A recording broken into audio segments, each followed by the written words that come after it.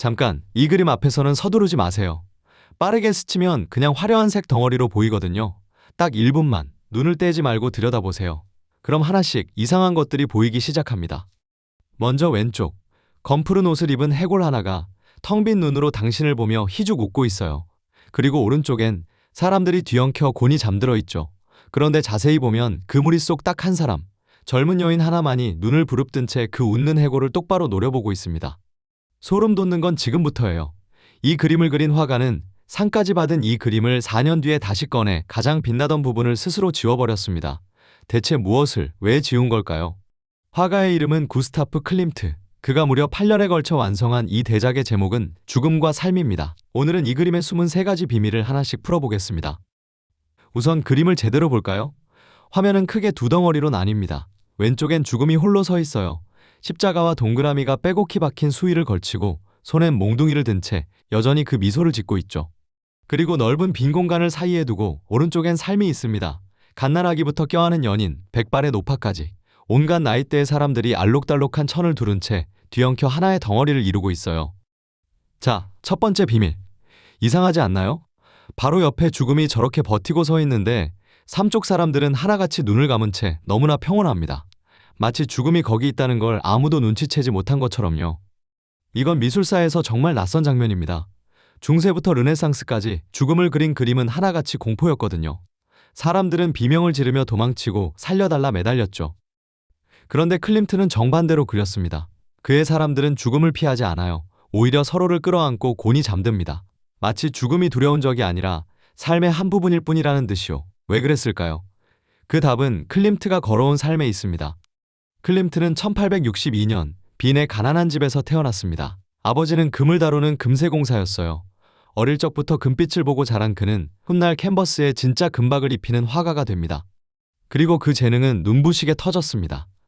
14살에 미술학교에 들어갔고 빈에서 가장 잘 나가는 장식화가가 되죠.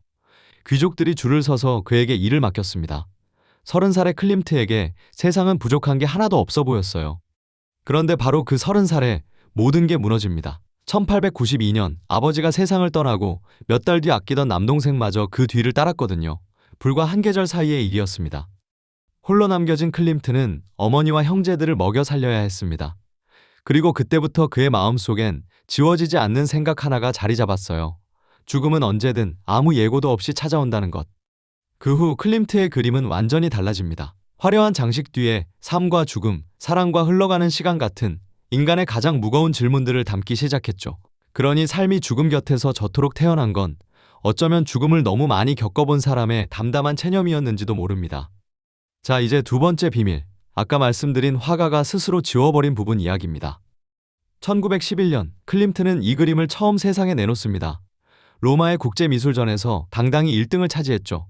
그런데 그때 이 그림의 배경은 지금과 전혀 다른 색이었습니다. 온통 눈부신 금색이었어요. 금색은 클림트에게 그냥 색이 아니었습니다. 그 유명한 키스가 그랬듯 금은 그에게 영원과 결코 사라지지 않는 아름다움을 뜻했으니까요. 사람들이 황금의 화가라 부를 만큼요. 그런데 4년 뒤인 1915년 클림트는 이미 상까지 받은 이 그림 앞에 다시 섭니다. 그리고 아무도 이해하지 못한 결정을 내려요. 그 찬란한 금색을 전부 지워버린 겁니다. 대신 그 자리를 차갑고 무거운 회색으로 덮었습니다. 영원을 뜻하던 금을 황금의 화가가 스스로 지운다.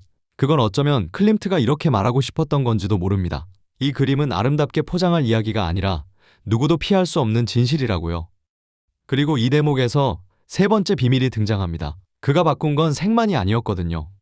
이 마지막 버전에서 클림트는 삶의 무리에 인물 몇을 새로 그려넣습니다. 그리고 그중 한 사람이 나머지 모두와 완전히 달랐어요. 바로 맨 처음 우리 눈에 걸렸던 그 여인입니다. 다들 눈을 감고 잠든 가운데 삶의 무리 맨 왼쪽 끝, 죽음과 가장 가까운 자리에 선 젊은 여인 하나만이 두 눈을 활짝 뜨고 있습니다. 볼은 붉게 상기됐고 두 손은 가슴에 모은 채 시선은 정확히 눈앞의 죽음을 향하고 있죠. 무리 중 유일하게 다가오는 죽음을 똑바로 마주본 사람. 클림트는 왜 그녀만 눈을 뜨게 했을까요? 그 실마리는 그가 이 그림을 뜯어고치던 바로 그 해에 있습니다. 유럽은 전쟁의 한복판이었고 그리고 그해 클림트가 평생을 함께 산 어머니가 세상을 떠났습니다. 그래서 사람들은 조심스레 추측합니다. 죽음을 홀로 마주본 저 여인은 어쩌면 클림트가 떠나보낸 어머니가 아닐까 하고요. 물론 진실은 아무도 알 수 없습니다. 다만 그가 가장 슬펐던 해에 죽음을 정면으로 바라보는 한 사람을 그려넣었다는 것만은 분명하죠. 자, 그럼 마지막으로 처음의 질문으로 돌아가 볼까요? 왜 저 죽음은 그토록 희죽 웃고 있을까요? 언뜻 보면 저 여유로운 미소는 자신만만해 보입니다.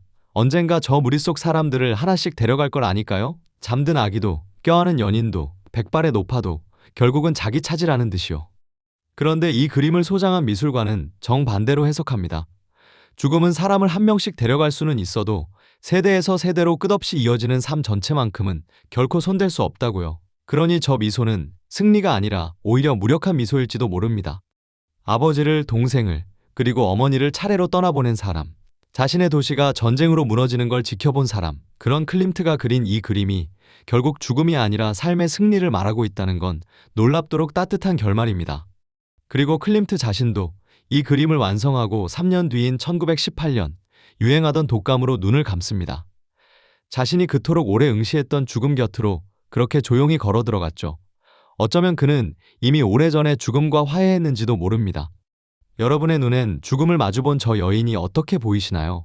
끝내 두려움에 떠는 사람일까요? 아니면 마지막 순간까지 삶을 놓지 않으려는 사람일까요? 여러분의 생각을 들려주시고 또 다른 명화의 비밀이 궁금하시다면 구독, 좋아요, 그리고 댓글로 함께 해주세요.